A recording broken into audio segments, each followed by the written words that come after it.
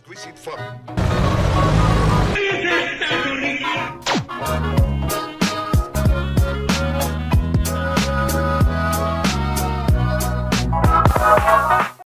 Bienvenidos a este nuevo capítulo de 1530 y atentos a la información de esta semana. Pero bien atentos, que es interesante. Claro que sí, esta es la esencia de este noticiero. Si hay algo que dé más miedo que conocer a los suegros es que le digan que está reportado en Cifin, Datacrédito, Procrédito o cualquier otra central de riesgo del país. Hasta yo le tengo miedo a eso. Pues aquí, en la sección azul, les contamos cómo esto afecta el historial financiero. ¿Buscando visa para un sueño? Pero, ¿por qué? Si acá hay muchas oportunidades. Tranquilos. Hoy aquí en la sección Entre Tonos vamos a mirar ambas posiciones, Colombia o el extranjero. ¡Ey! Oigan, presten atención. ¿Ustedes saben dónde botar los tapabocas o dónde se dejan los medicamentos vencidos o las baterías gastadas? Hoy, en la sección verde, hablaremos acerca del desconocimiento sobre el reciclaje. ¿Sabían que la lengua de señas es una lengua nativa colombiana? Hoy, en A Blanco y Negro, les contamos cómo ha avanzado la inclusión de la comunidad sorda en el país. Oigan, ¿esto a qué les huele? A mandarina. ¿A mandarina? ¿En serio? A mí me huele a... Bueno, se me calman que esto es un noticiero serio. Lo cierto es que las alucinaciones olfativas afectan no solo la manera en la que percibimos lo que hay a nuestro alrededor, sino también nuestra calidad de sueño. Hoy, en la sección roja de Alerta, parosmia, mucho más allá de una secuela por COVID-19. Y no se pierdan ni una de nuestras notas. Aquí, en 1530.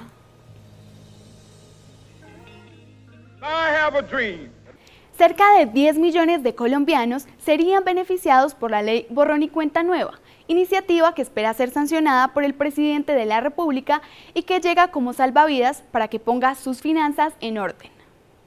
Los colombianos tienen más cerca la oportunidad de estar en saldo verde, pues la ley Borrón y Cuenta Nueva, aprobada por la Corte Constitucional, pretende eliminar el reporte negativo registrado en las centrales de riesgo por el incumplimiento de obligaciones financieras si se paga en los 12 meses posteriores a la sanción presidencial. ¡Ojo! No se eliminará la deuda, sino el reporte. Lo que significa que vuelven a tener una calificación positiva, vuelven a ser sujetos de crédito, las personas quedarán listas para poder hacer un crédito de vivienda, para hacer un crédito para emprender, para ser codeudores para el crédito educativo de los hijos. Las centrales de riesgo son entidades que recolectan información del comportamiento financiero de los ciudadanos. Con base en esto crean perfiles de riesgo y asignan un puntaje cuya escala varía según la central. De hecho, estos números indican si una persona es más o menos apta para adquirir deudas como préstamos bancarios. Tener un buen comportamiento de crédito lo que nos va a asegurar es tener mayor facilidad de acceso al crédito en el futuro. Está reportado implica restricciones a la hora de solicitar créditos, planes de datos para celular e incluso conseguir trabajo. Pese a todo, esta ley que beneficiará a 10 millones de colombianos prohibirá que se pueda revisar el historial en estas entidades al solicitar empleo. Prohibimos que para otorgar un empleo en Colombia a la gente le puedan verificar si está reportado o no. Es un absurdo que te cierren la puerta del mercado laboral porque estás reportado. La mejor manera de mantener un buen puntaje en una central de riesgo es cumplir con los acuerdos de pago en tiempo y forma. Sin embargo, lo cierto es que son muchos los colombianos que a causa de los estragos de la pandemia u otras circunstancias no han podido mantener estos requerimientos. Yo desde el año pasado pues me tocó salirme de trabajar.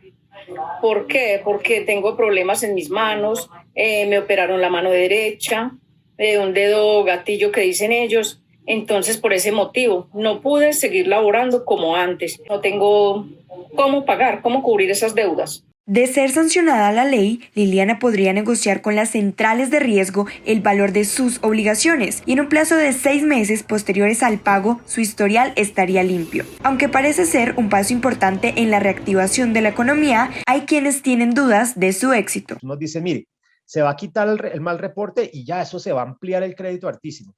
Otros dicen, no, va a predominar el efecto de que al no poder distinguir quién es buen crédito y quién es mal crédito, se va a discriminar a ciertas personas y se van a dejar sin crédito. Las cartas están sobre la mesa, pero no hay que cantar victoria. La última palabra la tiene el presidente.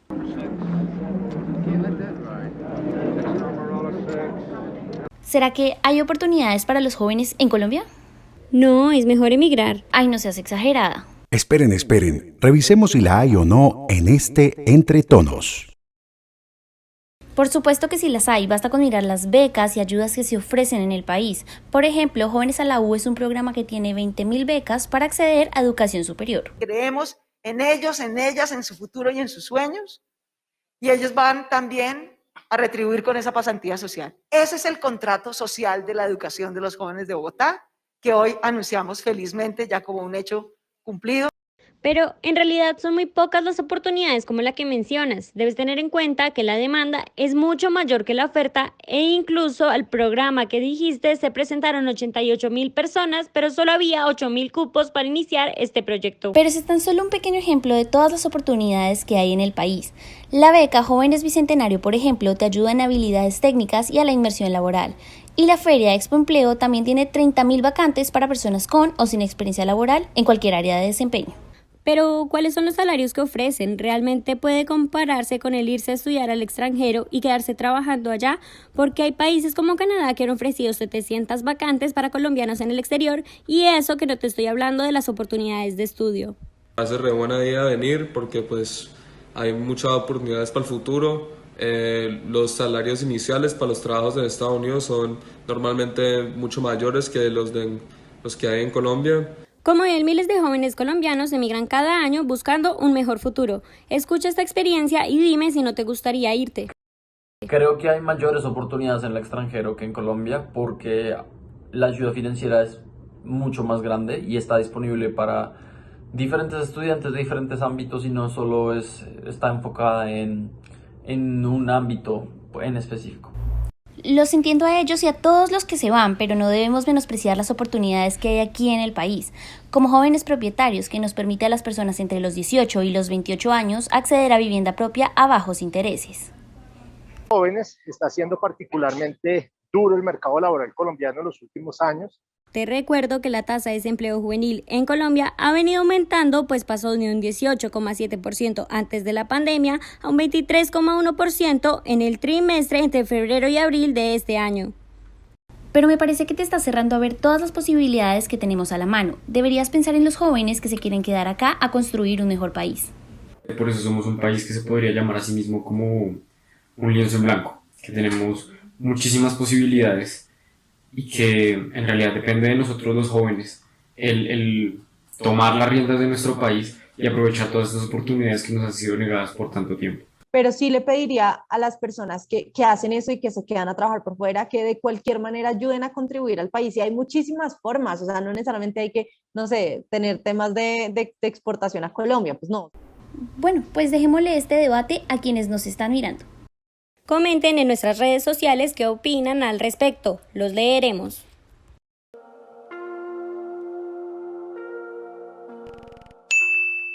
Imagínese 19 Transmilenios completamente llenos. Esta es la cantidad de plástico que ingresa cada día al relleno sanitario Doña Juana. ¿Será que nos hace falta conciencia al manejar nuestros residuos? En la sección verde de sostenibilidad le contamos. Entonces está la bolsa verde donde va lo orgánico. La bolsa blanca, que es la que se lleva a nuestro reciclador, que lo ideal es que todo lo que entre allí, plástico, papel, cartón, siempre esté depositado, dispuesto, limpio. Y en la bolsa negra va lo que es basura. Esto es lo más común al momento de desechar residuos. Sin embargo, hay muchos otros objetos que no suelen ser tenidos en cuenta al momento de reciclar. ¿Será que sabemos reciclar todos los materiales? Generalmente todo el mundo no sabe reciclar. Hay gente que no sabe reciclar, revuelve la basura con el reciclaje. Los colombianos no crecimos con esa cultura del reciclaje. Nadie nos enseñó cómo reciclar y lo que nos hemos dado cuenta es porque precisamente no hay información. Y precisamente vamos a comprobar esta falta de pedagogía preguntándole a las personas si conocen dónde botar este tipo de residuos poco comunes.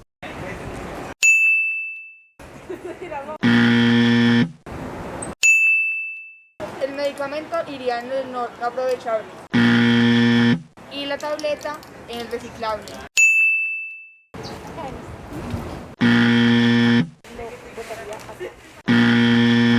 Los materiales anteriores requieren de un reciclaje diferente al de las canecas tradicionales debido a sus características. Estos se consideran como materiales especiales, es decir, es una mezcla entre material peligroso, entre material ordinario, y por esa mezcla hay que trabajarse exclusivamente por unas líneas en específico. Desafortunadamente, para poder procesar cada uno de estos residuos, tiene que tener una industria que así lo mueva. El eslogan que tenemos desde el plan de desarrollo es que la basura no es basura. Realmente la basura que conocemos como basura realmente es materia prima para ser introducida como materiales a los procesos productivos. Entonces, ¿cómo es el debido manejo de estos residuos? Los tapabocas van en la bolsa negra, pero tiene que ir cortado, pueden cortar las orejeras. Ya hay empresas que están haciendo aprovechamiento de este tipo de basura tecnológica o de residuo tecnológico. La recomendación es que se busquen los puntos. El empaque del chicle, una vez terminemos de consumirlo, se debe envolver muy bien en el empaque y botarlo dentro de la basura. El archivo a veces trae basura y la gente lo trae todo revuelto, como el archivo plastificado, papel plastificado, que ese papel plastificado no sirve, y hay gente que lo trae revuelto. Precisamente por el desconocimiento en el tema, la Secretaría de Hábitat está realizando diferentes talleres sobre la forma correcta de desechar los diferentes residuos con el fin de capacitar a los jóvenes y generar un impacto positivo en el medio ambiente.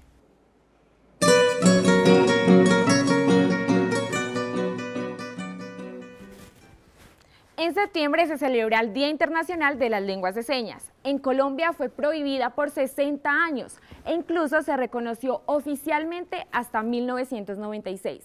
Aunque al día de hoy la comunidad sorda ha sido más incluida, aún faltan retos por cumplir.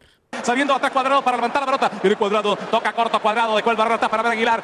Esto es lo que escuchan la mayoría de personas en un día normal. Toca atrás para James, mete un rebote, ¡qué golazo! ¡Gol de Colombia! Pero, ¿qué pasaría si no escucharas? Así es la vida de más de 600.000 personas sordas en el país. Y aunque ahora es más fácil, ¿cómo era hace 100 años?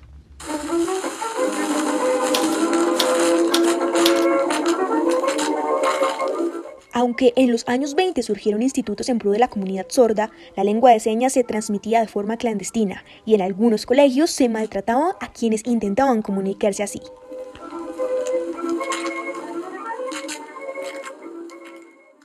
Esto empezó hace muchos años en Colombia. La educación para las personas sordas empezó en nuestro país en el año de 1924 y por 60 años, hasta el año de 1984, estuvo esa prohibición.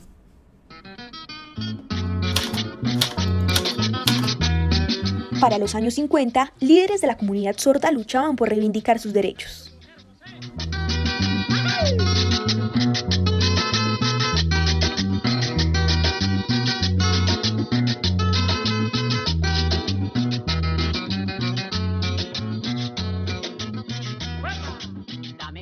Al graduarse de la básica secundaria simplemente les daban un certificado con el que podían desarrollar actividades manuales como la carpintería, la confección o la floristería, pues creían que por su condición no estaban capacitados para seguir avanzando en sus estudios superiores.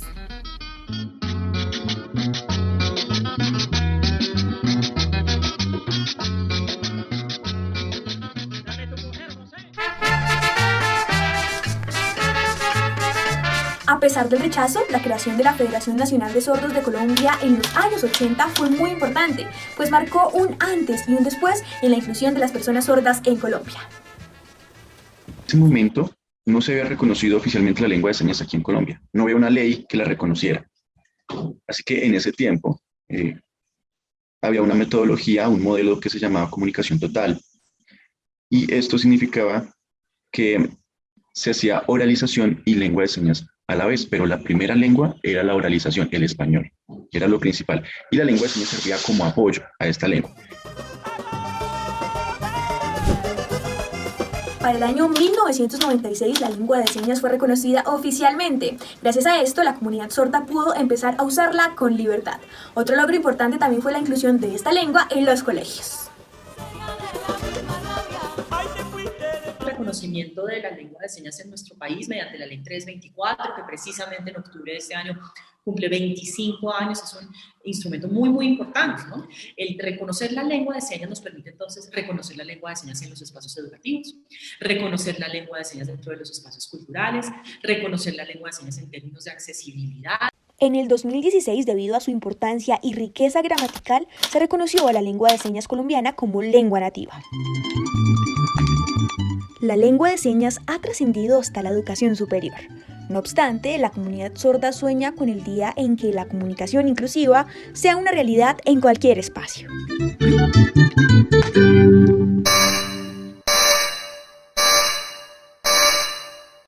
¿Se imaginan un mundo en el que los olores no fueran lo que usted cree que son? Por esto pasan las personas con parosmia, una secuela del COVID-19 que pasó de ser una enfermedad poco común al pan de cada día para médicos especialistas en olfato. En noviembre se cumplen 2 años desde que se detectó el primer caso de COVID-19 en el mundo. No obstante, muchas de sus secuelas aún son desconocidas, entre ellas la parosmia.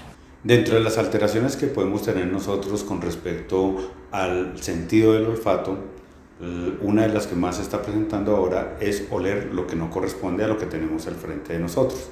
Eso es lo que denominamos parosmia. Estas enfermedades que antes afectaban a muy pocas personas ahora cuentan incluso con podcast y grupos de Facebook para perjudicados. Hay sabores que ya no reconozco, pero digamos que no son sabores específicos que yo te pueda decir como es que ya no reconozco el sabor de la papa, sino que hay momentos específicos en los que no puedo reconocerlos, pero después sí. Me di cuenta porque empezaba a sentir olores diferentes, como que las cosas me empezaban a oler feo, pero al principio los sabores eran los mismos. Y es más o menos como, no sé, como un olor químico. Lo cierto es que el COVID-19 llegó para quedarse. Según un estudio del Instituto Nacional de Salud, el 89% de los colombianos ya habría padecido esta enfermedad.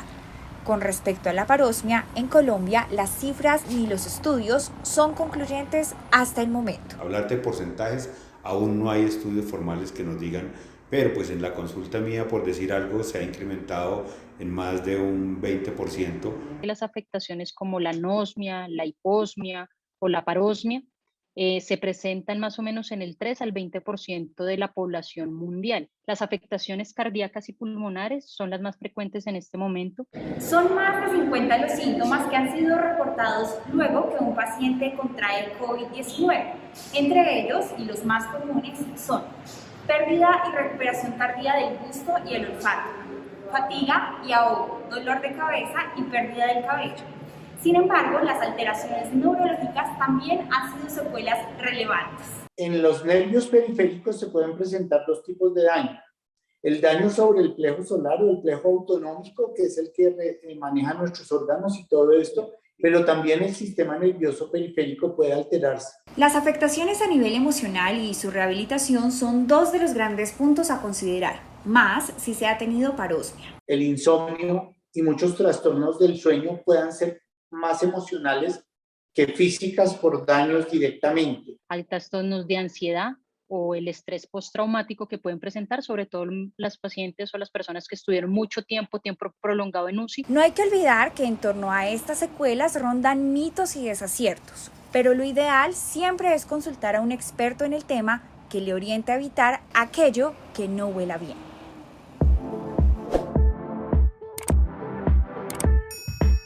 Y hasta acá llegó este nuevo episodio. Ahora pueden presumir que están bien informados. Nos pueden encontrar en Instagram y TikTok como @1530televisión. En Twitter como @1530tv1 y Facebook como 1530tv. Y también consulten nuestros capítulos pasados en Unisabana Medios, El Espectador, Canal Zoom y Eco. Nos vemos la siguiente semana aquí en 1530. Exquisite Fun.